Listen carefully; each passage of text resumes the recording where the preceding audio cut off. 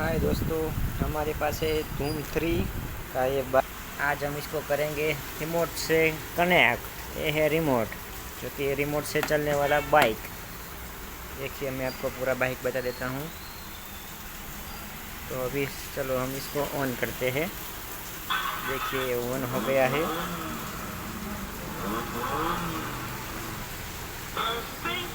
देखो, इसके दोनों व्हील्स में भी लाइटिंग हो रहा है।